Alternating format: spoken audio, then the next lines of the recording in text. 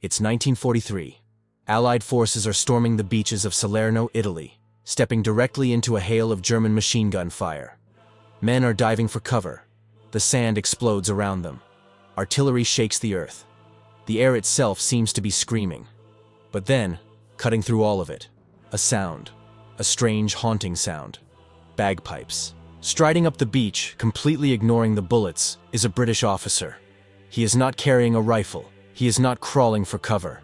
In one hand, bagpipes. At his waist, a Scottish broadsword. Strapped to his back, a medieval English longbow. He looks at his terrified men. He draws the blade, and he charges. Welcome to veiled Epochs.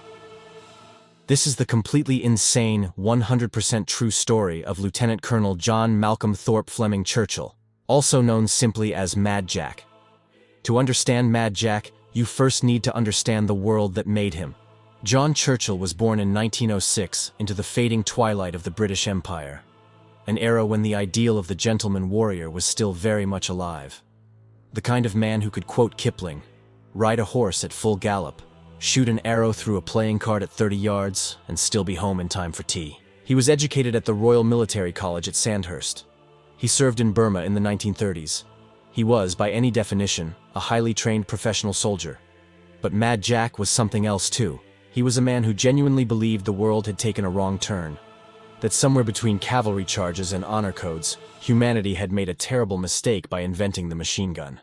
He carried a Scottish basket-hilted broadsword, not as a collector's piece, not as a ceremonial prop, but as a weapon he fully intended to use. He was an accomplished archer, having competed for Britain at the 1939 World Archery Championships. And he had a motto, a personal code of honor that his men never forgot. Any officer who goes into action without his sword is improperly dressed. Picture him then. A tall, impeccably composed British officer, in an era of tanks and bombers and barbed wire, fully committed to fighting with the weapons of the Plantagenet kings. The old world, refusing to die, crashing, headlong, into the most mechanized conflict in human history. But here is the thing about Mad Jack Churchill that most people get wrong. He wasn't just eccentric. He wasn't just suicidal. He was brilliant. And what he did next on the battlefields of France proved it. May 1940, northern France. The situation is desperate. The German blitzkrieg has shredded the Allied lines. British and French forces are in full retreat. The whole Allied army is being funneled toward a single coastal town, Dunkirk, in a race against annihilation. Somewhere in the chaos, near the French village of L'Épinette, a small British patrol is moving carefully through the early morning. Leading it, Jack Churchill. They move quietly. And then, through the morning mist, Jack spots something. A German patrol, moving down the same road, coming toward them. A modern officer in 1940 would have issued whispered orders, positioned his men, and opened fire with rifles on his signal. Jack Churchill reaches for his longbow, drawing back a medieval war arrow, with a weapon not standard issue to any army since the Battle of Crécy, 600 years earlier. Jack Churchill takes aim at the German patrol sergeant. He releases. The sergeant falls. In that instant, Mad Jack Churchill became the only soldier in the Second World War, and in all of recorded modern military history, to score a confirmed kill using a longbow in standard combat. If you were a German soldier in 1940 and saw a man charging you with a broadsword and a longbow, what would you even do? Drop your answer in the comments. Seriously, I want to know. This moment is not a myth.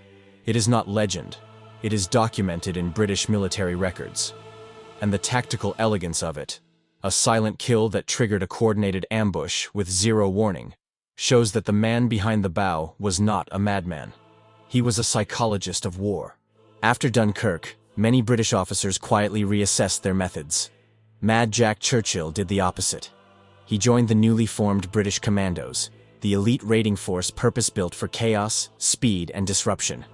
For Jack, this was not a posting. It was a homecoming. He had found his people. December 1941. Operation Archery, Norway, a commando raid on the German-occupied islands off the Norwegian coast. The objective: destroy industrial targets, take prisoners, and make the entire German garrison deeply anxious about their coastline. The landing craft approaches the beach in darkness. The men are coiled tight, ready to explode into action the moment the ramp drops. Jack Churchill stands at the very front of the craft, and as it approaches the shore, he raises his bagpipes.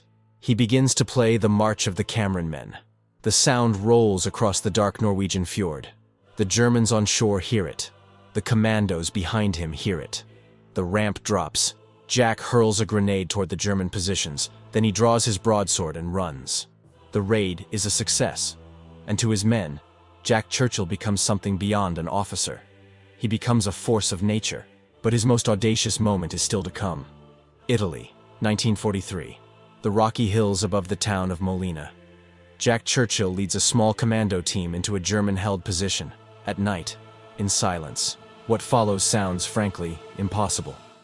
Using darkness, cover, total composure, and his broadsword, Mad Jack personally captures 42 German soldiers and a mortar crew, 42 men, with a sword. He simply appears out of the dark, broadsword glinting, utterly fearless, and the sheer, bewildering absurdity of the situation causes a kind of tactical paralysis in the German defenders. What do you do when a man in a British beret comes at you with a medieval blade at midnight? Apparently, you surrender. He marches all 42 of them back to Allied lines himself. Yugoslavia, 1944.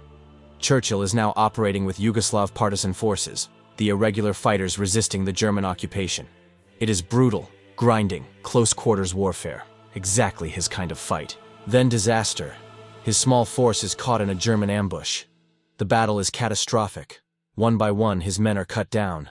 The position collapses. There is no realistic hope of escape. Jack Churchill does the only thing that makes sense to him. He sits down, raises his bagpipes, and begins to play Will Ya No Come Back Again. A German grenade blast knocks him unconscious. He wakes up a prisoner. The Germans, upon capturing Mad Jack Churchill, make a sensible decision. They send him to Sachsenhausen, one of the most notorious camps in the entire Reich. This is a mistake. April, 1945. With Allied forces closing in from the west, and the Reich beginning to crack under the pressure, Mad Jack Churchill tunnels out of Sachsenhausen concentration camp. He walks nearly 150 miles across occupied Germany, heading for the Baltic coast. He is recaptured near Rostock. So the Germans transfer him to a prison in the Austrian Tyrol. And then, during a forced march of prisoners, with German command disintegrating in the final weeks of the war, Jack Churchill simply waits for the right moment and walks away into the darkness. For days, he travels alone through the collapsing Reich, surviving on vegetables scavenged from abandoned fields and farms, moving through a country that is falling apart around him, until he finds an American armored column. He walks up to them and calmly announces himself. Mad Jack Churchill has survived a world war, a grenade, a concentration camp, 2 escapes, and roughly 200 miles of foot travel across enemy territory. And he is furious, because the war, he feels, is just getting interesting. The moment the war in Europe ends, Mad Jack Churchill does not go home. He immediately requests a transfer to the Pacific Theater. Japan has not yet surrendered. There is still fighting to be done. And Jack Churchill, bruised, thin, freshly escaped from a German concentration camp, is already looking east. He arrives in the Pacific, and then, on the 6th and 9th of August, 1945, the United States drops atomic bombs on Hiroshima and Nagasaki. Japan surrenders. The war is over. All wars. Over. Mad Jack Churchill, a man who had fought his way through France, Norway, Sicily, Italy, Yugoslavia, and 2 separate escapes from captivity, has run out of war to fight. His response became perhaps his most famous legacy of all. If it wasn't for those damn Yanks, we could have kept the war going another 10 years. This was not, historians are fairly certain, a political statement. It was a man who had genuinely loved his war, who had found in its carnage and chaos the one arena where a broadsword still made perfect sense, simply lamenting that it was done. Mad Jack Churchill went on to serve in Palestine, and later took up surfing in Australia, becoming one of the first men ever to surf the Severn Bore tidal wave in England.